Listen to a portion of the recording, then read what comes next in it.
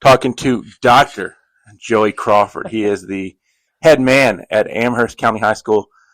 I don't know when I met you. I don't know. I mean, you were a baseball coach. Yeah, it's been a long time. At Amherst. What's harder, putting together a winning streak or becoming a doctor? Man, that's a tough question. God, that's a really tough question, honestly. I think becoming a doctor. I think that whole process is a 3-year program and all that. It's grueling, and writing the dissertation alone is when does it get tough so. about being a doctor? Because are you taking regular classes like anybody would for a bit? So I went to the University of Lynchburg to get my doctorate, and take regular classes. It was like a 2.5-year program, and then you start the dissertation process, and that in itself is hard. Take me through a dissertation. What is that? So essentially, you got to have a topic. Okay. You got to have something that you really are interested in, because it takes a long time and you invest a lot of energy and a lot of time into it. And so it's got to be something that you're interested in. My dissertation surrounded veteran teacher retention in public schools, which obviously, with what I do now, I'm super interested in. No, you can't just write about anything. It's got to be something education related. Well, it just depends. It's just something you're interested in. Couldn't write about Chicago Cubs development on WGN. I probably could have. So, but then, from there, you pick that topic, and then you create, you do a literature review. You go through and you read all the literature about that topic, and then you create these questions, and you just, all right, what do I want to know about this? What do I want to ask? What do I want to find out about? And then from that point, you go through, you do the research, and then you write about it. And it just takes a long time. Takes some people longer than others. I mean, it just depends on what your topic is and how long it takes. But yeah, that was hard. That was one of the tougher things that I did. When did you know you wanted to become a coach? Become a coach? Yes. Oh man, when I was like probably 13, 14 years old. You grew up in a family of coaches. Yes. Your dad helped coach at Nelson County and Yes. was a head coach for many years. Yeah.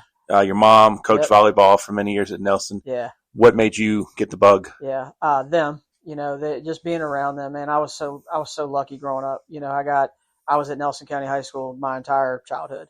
In a number of different sports. My dad coached football and track. He also coached basketball for a couple years, coached baseball for a couple years. He just did a little bit of everything, mainly football and track.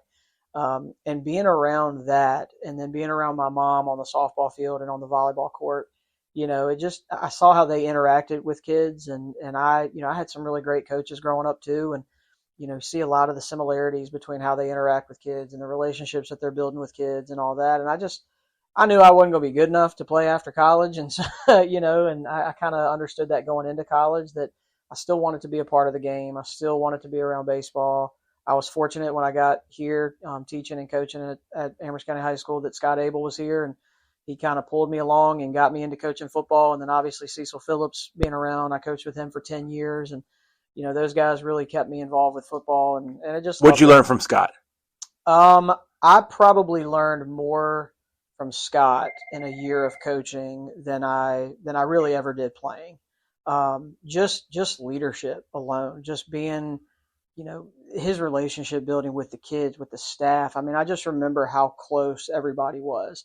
Obviously it helped. We won a lot of football games. We were really talented, but just how to carry yourself, how to be a great leader, win, lose, or draw. I mean, I remember specifically there was a game, I think we beat EC Glass at the stadium 45-0, and he was mad because we just didn't play very well. I think we had a kick return touchdown and a punt return touchdown. So 45-0, offensively we played okay, but it wasn't great. And I remember the speech afterwards. It was like, we got a long way to go and y'all got to get it together. And I'm 22 years old thinking to myself, my God, why is this guy yelling at these kids?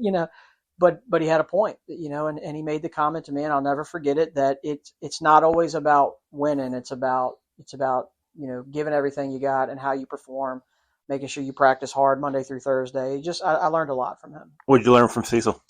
So with Cecil, we were together for a really long time, and we had some really high highs and some fairly low lows during the time. What I learned from Cecil was that consistency and not getting too high, not getting too low. This is how we run the program. It doesn't matter if we go 3-7. It doesn't matter if we go 13-0. this is how our program is going to be run. The expectations are going to be the same. It doesn't matter the talent level that comes in and out. And that helped me a lot as a baseball coach, because I became the head baseball coach while I was still coaching football with Cecil. And so he and I had great conversations over the year, a lot of philosophical conversations, but a lot of just about leadership and managing a team. And, just I learned a lot from him about that balance, about just never getting too high, never getting too low. Are you a better principal because of coaching history or because of successful marriage? Oh, okay. Marriage, 100%. If my wife is listening, 100% because of our marriage. No, I think, I'm definitely a better principal because I have a coaching background. And that's me personally. I'm not saying all great principals have to have been coaches. That's not what I'm saying. Got a lot in the Seminole right now, though. Absolutely. There's a lot of us. And I talk a lot to Ben Martin and Brantley Shields and Ernie Sawyer. And I talk to a lot of these guys, Tim Beattie, talk to a lot of these guys that were former coaches. And there's something to be said about it. When you're in charge of a program, especially a successful program, and what those expectations are. With those expectations, especially on a really successful sports team, comes, you've got some conversations that you've got to have that are tough. If you've got a really good team, that means that you've got to make some tough decisions about who's going to play, and there's going to be kids thinking that they should be playing somewhere, and parent conversations and all that. All of that prepared me to be a better principal right now. You're still managing. I mean, you're just managing adults as Right. opposed to managing kids. Yeah. How different? The philosophy is still the same.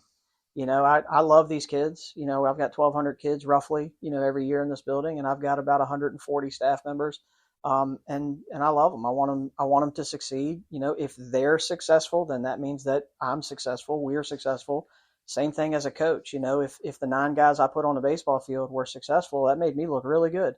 It was pretty easy running Jesse Stinnett and Nathan Trevelyan and the rest of the crew out there, every night and winning a bunch of baseball games. But it's equally as nice, having the teachers that we have here and the success that we've been able to have. That's why, we get the distinguished honor last year from the VDOE, and that doesn't happen because I'm sitting here. It happens because these people are awesome and they're doing what they're supposed to do too.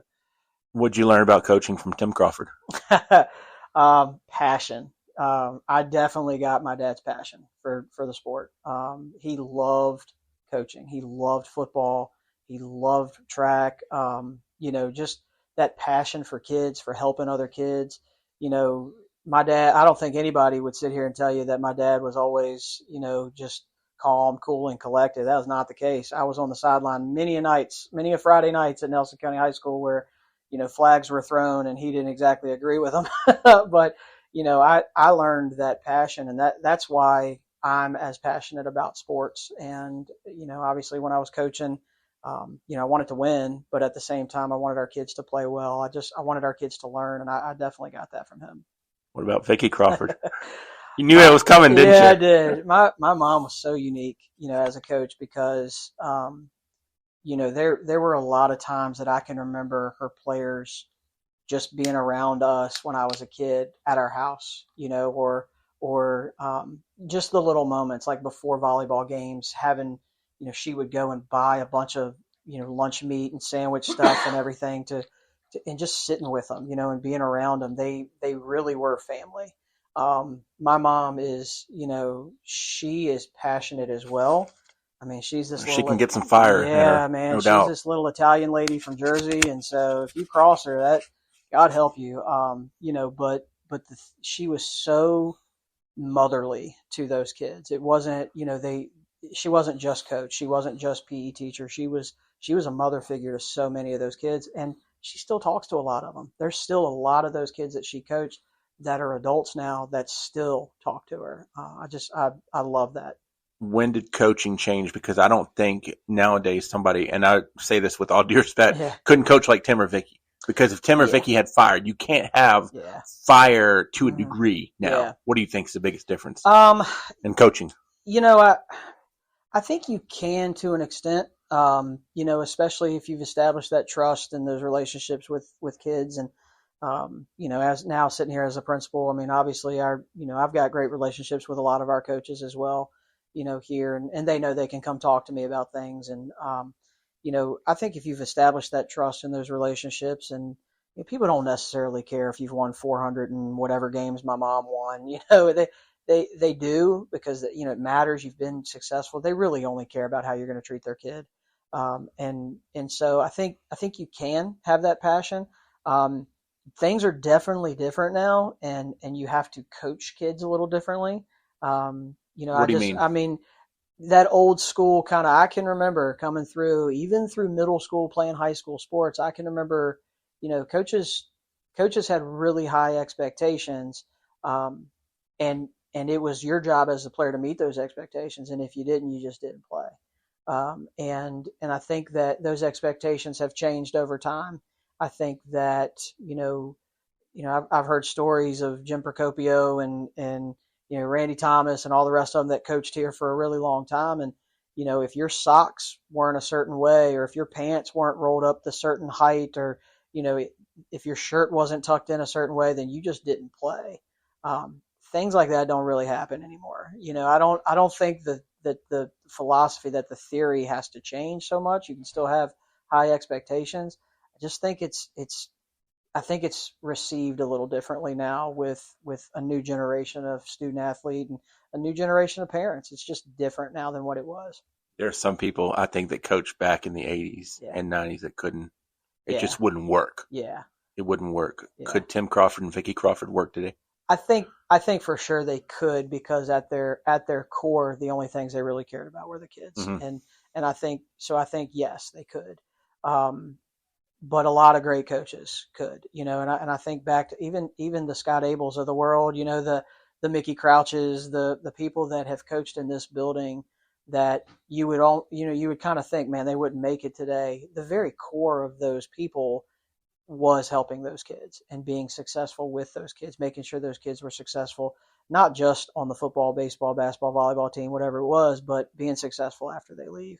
I think they could. I think they would have to adapt some of what they do, their coaching style. Mickey's one of those guys I hear a lot of stories about, but if you talk to kids that played for Mickey, nothing but love. You will hear no bad words about a Mickey Crouch, about a Bo Henson. I mean, we keep going into that line. Yeah, and I mean, you think about all the great coaches from this area, and Mickey's one of those, and Bo Henson obviously is one of those, and I think about the Jim Thackers and Jim Whites of the world, and those guys, they had those expectations. They also stayed in a one spot for a really long time. I mean, I think back to when I first started coaching. Coaching against Jim White, coaching against Jim Thacker, God, man, they won 400 and some games. And throw in the third Jim Cutler. And Jim Cutler, that's right. I actually played against Liberty when Coach Cutler was there. And but then, you think about my mom and dad, they stayed at the same school for, I mean, mom was there for 41 or 42 years, whatever it was. And, people just aren't doing that as much anymore. And, you can ask anybody here. I'm Amherst through and through. I love it here. I love this school. I want our kids to be successful. I love all of our programs. I'm so excited about going to this softball game. I want our softball team to do really well. But at the same time, like in today's world, it's really hard. It's hard to stay in one spot for so long. I've said it 1,000 times over, that coaches I don't care what coaches get paid. They don't get paid enough, right. For what you're they paying deal the coach. With. Yeah, exactly. And nowadays with year-round sports, and when I was coaching baseball, when I first started coaching, was you had off-season conditioning, but there was no baseball. There was weightlifting. It was conditioning. Might run the track a little bit, but we're not going to pick up bats. No, there was a full court. Yeah, there was no batting practice taking place. There was no running bunt coverages. There was none of that. And now you have to, because if you're not, then you're behind. And the thing about it is the salaries for these coaches, whether it's in Amherst or Bedford, Lynchburg, they didn't change when the expectations changed. So that's not a knock on school divisions or anything. That's just something that coaches now have basically volunteered to run these programs, in the off season, and they're doing that because they really care, because they want their kids to be successful. And I tell people it's not a lifelong profession. I mean, take, for example, let's say Chris Moore left tomorrow. Yeah. I don't think you're getting 60 applicants or 40 applicants for a head football coaching job, to where back in the 80s, 90s, maybe even early 2000s, you're getting a lot of applicants. Yeah, for sure. And it's not that way nowadays. And I think the expectations, are why. Chris is another one. He's an Amherst guy. He came back to coach. I mean, we're fortunate right now in our building that we've got a lot of former Amherst alum. People that is graduated. That important to know the Amherst way? It's 100% important. And I think if you ask people from other schools, they would say the same thing about their school. If you get Chris Glaze talking about Brookville baseball and Brookville High School, man, he's going to talk your ear off. He's that way. And I think about, Ryan Gilliland's and all the other guys that are from this area, that it does mean something to them to coach at, from the area where they were from, the school that they went to. It means so much. And in our building, Jason Cox is our wrestling coach. He went to school here. Chris Moore is our football coach. He went to school here. Drew Ware is our softball coach. He went to school here. I mean, you go down the list. Cassie Wilson is our volleyball coach. She went to school here. Brennan Banton's our basketball coach. He went to school. I mean, it just means something. And, that to me, not just coaching, but teachers as well, bringing people back into this building to teach in our building that went to school here. It really matters because they're more than likely going to stay because it means more. Don't forget the GOAT, Brian Carter. And Brian Carter. That's right. What's the one thing that you wish the layman knew about high school sports? Is it kind of what you mentioned of it, the time and commitment? Yeah. I love high school sports, probably more so than college and professional. And Agree. You know me very well. I'm a huge Eagles fan, North Carolina Tar Heels, the Cubs. I love professional and college sports, but I love high school sports. It's just something about it. After high school, you really, you're not just playing for your team. You're not just playing for your school. You're playing for your community. And in a place like Amherst, we're the only high school in the county. And that matters. That matters at Nelson County High School. That matters at Appomattox. These small divisions that only have one high school. I love the one county schools. Oh man, it's awesome. And that's nothing against the Bedfords and Campbells and everywhere else, but it means so much to our community. And you can really see, you come to a football game when our team is winning and the community surrounds them and they get behind them. That volleyball game we played in the region tournament back in the fall, our gym was packed. So our community wants our kids to do really well. But the thing that I would want just any random Joe out there to know, if they don't know anything about high school sports, is the amount of time and effort that it does take our kids to really put towards those sports to be successful. They're still student athletes, yep. And the student part of that is huge. And the demands of high school, and especially those kids that are taking those AP and Gov school and early college type classes, they're the ones that they're putting in so much effort academically, but then they're coming and putting in 2-3 hours worth of work every single day, year round, to be really good at their sport. So just the amount of passion and drive you have to do that as a teenager is really impressive. Well, not only that, but I can't treat John Apperson like I treat Joe Torre. Right. Because John Apperson's not getting paid to just coach baseball, and he's not getting paid millions of bucks. Yeah, exactly. Getting paid, Yeah, and that's the thing that I always keep in mind. And, it's high school sports, and we can't, we don't get to recruit, we're not colleges, right.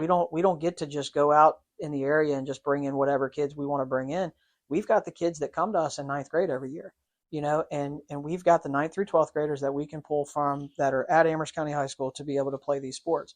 And in doing that, you get waves of talent, and you see that there's every now and then you get that bubble of kids that is exceptional. And I was very fortunate as a coach because I had that bubble. I mentioned earlier, the Jesse Stinnetts, the Nathan Trevelyan's, D.A. Christian, Peyton Maddox, Michael Story, Will Kazee. I had that group, and we won a lot of baseball games. Scott had that group, and 100%. Scott had that group, and the thing that I would say about the difference between good coaches and really great coaches are what you do with that group and how you can add to that group. And I'll tell you, those kids that Scott had when he started here, they were in middle school. Yep. And what he did with them and transforming them in the weight room to become the state players of the year that Peter Rose and John Rose and Alonzo and all those guys were. Derek McCoy, they were monster athletes, and they had a unique talent, but he got them in the weight room and he transformed them into the powerhouse that they were. I think about how much time and effort my mom put towards those volleyball kids, all the way through years. The majority of her career, there was no outside, like we talked about earlier, it was volleyball season. Mm-hmm. Yep. And you coach during volleyball season, and you might have some conditionings in the off season, but she wasn't coaching travel teams. She didn't take her 7 or 8 girls from her high school team and then go travel the East Coast and play with them. She didn't have the ability to do that. And so the amount that she got out of those kids for 3 or 4 months out of the year was amazing, and obviously she won a state championship, which was kind of the pinnacle. And the cool thing about Mom, if I'm not mistaken, is she, because Tony was her longtime assistant forever. coach, but flopped in softball to where she became Tony's assistant. Yep. How humbling is it when a head coach goes to the role of an assistant coach? Yeah. So those two are so unique because they were, when I was growing up, Tony was like another aunt, that I had. And she and my mom had such a great relationship. Still do. I mean, they still talk. They still go to lunch. Like they're both retired now, but they still go out together and eat. They're just a unique group, and that doesn't happen everywhere. A lot of times ego gets in the way, with people, and I'm a head coach and I don't want to do anything else. And that's kind of how some people are. And that's fine. I take after my mom a little bit because, I was an assistant coach in football for 11 years. Never had any desire to be a head football coach. Never. I mean, I saw what Cecil Phillips went through. I saw what Scott Abel went through. I saw what Tim Crawford went through. Coaching football is a different beast. And even back then. Yeah.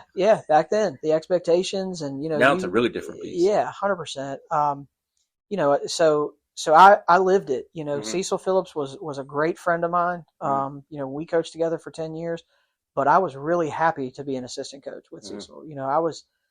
I was happy to do the stuff behind the scenes, the laundry and all that other stuff to try to help out as much as I could because I knew during baseball season I needed that from my assistant coaches. And I think being an assistant coach for so long helps people become better head coaches because all the other stuff that has to get done to make the program successful. A few more questions with you. When did you know that you were going to play at the next level? Man, probably not until my senior year. I was a decent high school baseball player. I was, I wasn't first team all district. I wasn't player of the year. I wasn't any of those things.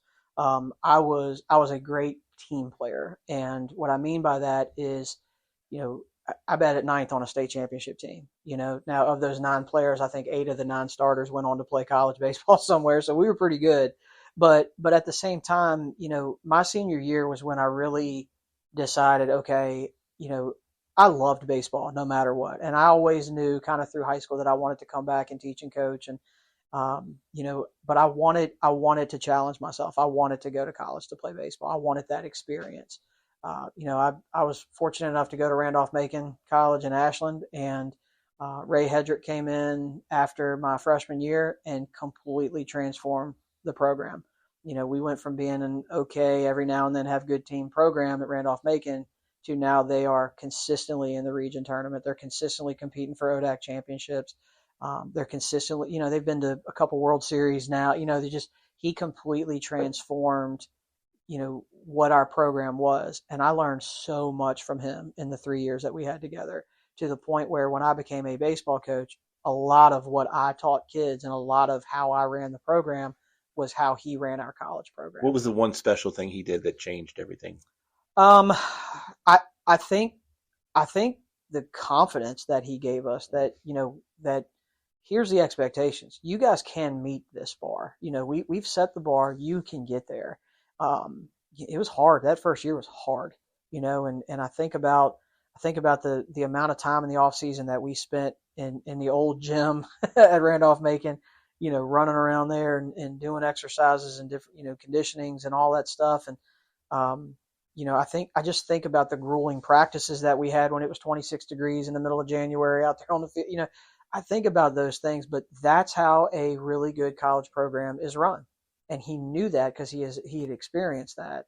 And so for him to come back and set those expectations for us, that meant the world to us. And we had a decent group of older players when he got there, and he recruited so hard the first couple of years that we there that the year after I left, they won the ODAC, in 2008. And he had recruited all of those kids to come through. And so he just completely transformed it. And I think the amount of confidence, the level of expectation that he had for our program, I think that really made a difference. I mean, Travis Beasley is the head coach at University of Lynchburg, and he was my college roommate, and he was a part of that. He was a part of transforming that program. He was our best player. He was an All-American. He got drafted out of college. I mean, he was such a big part of that. But I think if you talk to him, he would probably give a lot of credit to Ray Hedrick too. People have told me that it's the biggest difference in a D3 athlete and a D1 athlete is 0.2 of a second on speed, or maybe a couple inches on height. But the work is the same. It's that's what I think about. I think about the amount of money, and I'm not talking NIL and things like that. That's probably a whole completely different interview. But I mean the amount of money that the program has and the facilities that they have. And you go to University of Lynchburg or you go to Randolph-Macon and you look at the facilities that they have versus going to UVA or North Carolina or wherever. It's not really a comparison. And I'll be honest with you, I'm super proud of where Randolph-Macon is right now. That their facilities, the baseball field, the new football stadium. I say new, it's been there a while now, but it's new since I've been there. There's a lot there, but you think about the type of work that these athletes are doing. They're still getting up at 6:00 in the morning to go do these workouts before they go to class. They're still putting in 3 or 4 hour practices in the off season and, in the preseason and whatever else to try to get there. They're doing those same things that everybody else is doing at the D1 level or the professional level. So as long as you have those expectations and kids understand, that's just how you do it. That's how a good program is run. Last question. You're a busy man, and this is SOL week. Give me maybe a first time where you went to a game with mom or dad when they're coaching, and you're like, who's that person? That's not the person I see at home. Or was it? So this is a funny story. So Anthony Poindexter played at Jefferson Forest, obviously. One of the greats from this area. Won a couple state championships there, went on UVA, was a great UVA player. I remember sitting on the hill at UVA watching him play. But he was playing at Jefferson Forest, and I was the ball boy for my dad's team at Nelson. And we were on the sideline, and I was maybe 7 or 8 years old, something like that.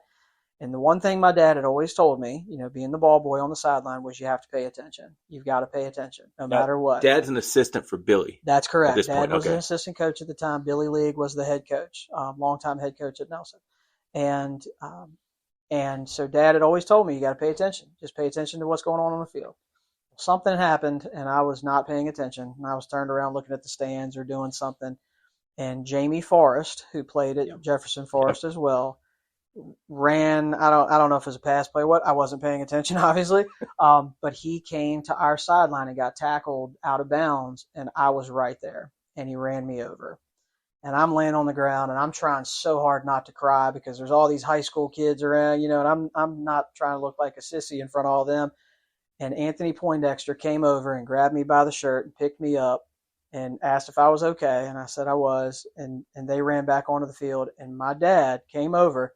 And he looked at me and he said, "Are you okay?" And I said, "Yes, sir." And that's when he started to tell me, "That's why I tell you to pay attention." So my dad and my mom both are the exact same person on the volleyball court, on the football field, on the track, whatever, as they were when I was growing up. We had expectations. They knew the same expectations they had for me as their own son was the expectation they had for all of the kids that played for them. So not really different, like, oh man, but just I remember that moment because I remember thinking to myself, here's my dad, and he's got to watch me. I'm his son, and but he's got a job to do too, and I couldn't be the one to interfere with that because I wasn't doing what he was asking me to do. Give me one good coaching moment too that you remember from your coaching days. I don't care what sport. Oh man, from my coaching days, we just got done talking about this yesterday. I don't know how we got on the topic, but Seeger Jordan, is my assistant principal here, and sorry to hear that. He was very I love Seeger. He asked me, he was like, what are your top, I can't remember how he worded it, what are your top moments as a coach? One of them has to be, we were playing in 2013. It was a team we went 25-1. The only game we lost was in the state semifinal game. We had won 25 games in a row up to that point. The region championship game, we were playing against Allegheny, and we were down 7-0 going into the last inning, and we won 8-7. We scored 8 runs. And that was at Jefferson Forest High School. Okay. That was when the old school region tournament. You played it all at the semifinals. All that stuff was at one site, and we scored 8 runs in the bottom of the 7th inning to win the game. And that was huge because that meant we got to play at home in the state quarterfinals. And the next moment was the very next game. We were playing Bassett here, and we were losing in the last inning. We were losing by 1, and Peyton Maddox hit a walk-off double off the fence, and he had to have hit it 200 miles an hour. I mean, I'm shocked it didn't go through the fence, but I have a picture, and I can't remember. It's from the first base side, pointing towards the third base dugout. And the kid that's coming around third, Jarrett Bryant, has his helmet in his hands, but he's throwing it off of his head, because we had scored. D.A. Christian is coming out of the dugout to go dogpile Peyton Maddox. And I'm like one of the kids. I don't jump very high, but it felt like 10 feet off the ground and it's one of my favorite pictures of all time, just because that moment was so special. And those kids had worked so hard. And that was 2 games in a row that we had to come back to win, and we did it. It was amazing. I would be remiss if I didn't ask you about my broadcast partner and your good friend, Dwayne Hamlet. Did you meet Dwayne through coaching? I did. So Dwayne came to us to coach football when Cecil was here, and Cecil brought him in. And Dwayne's just such a good guy, and he's a team first guy. And I remember, we talked about being an assistant coach and doing all the dirty stuff behind the scenes, the laundry, the pumping up footballs, all the stuff, that nobody really gets to see. And Dwayne was that guy. He put in so much time and effort into game planning but the best thing that Dwayne did was he built such great relationships with those kids. They loved him, and still do. And Dwayne isn't what you see. Oh, 100%. He's like my mom and dad, and Dwayne and my dad, are good buddies too. And we all, we've gotten in a truck and we've gone to North Carolina games together, and we've gone when our good buddy Mike Christ was coaching down at Radford a few years ago and won the state championship. We all loaded in the truck and Dwayne's boys and all of us, we just went down and watched them play. And, Dwayne's a special kind of friend because, yes, we have a lot of similar, things that we're interested in. We're both North Carolina fans, and that helps. But we're just, the way we approach the game, the way we coach, the way we tried to interact with the kids was very similar.